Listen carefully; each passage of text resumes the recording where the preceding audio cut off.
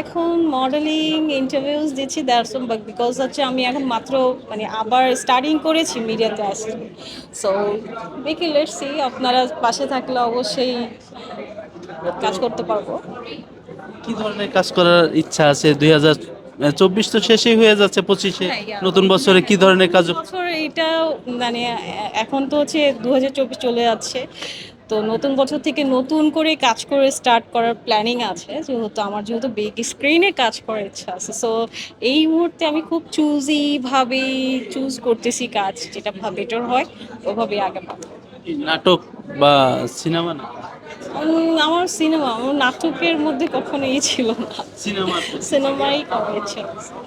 Co artist হিসাবে যদি choose করতে বলি তাহলে কাকে করবে?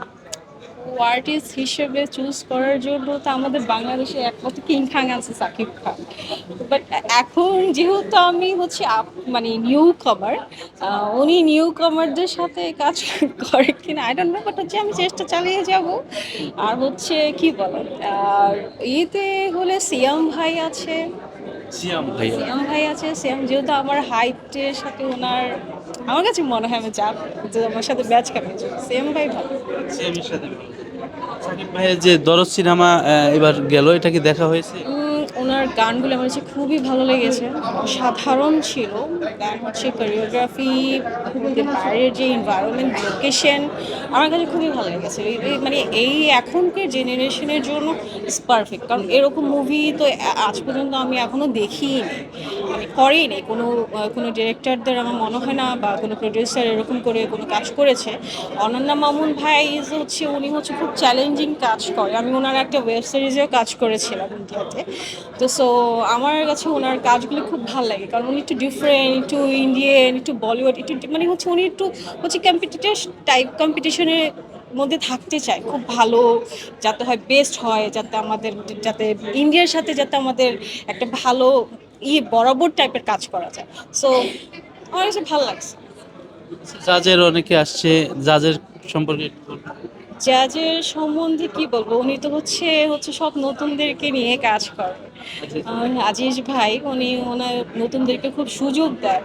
সো তো ওনার এখানে আসছি যেহেতু নিউ কামারদের সবাইকে সুযোগ দিয়েছে, আমাদেরকেও ইনভাইটেশন করেছে, তার সাথে থাকি।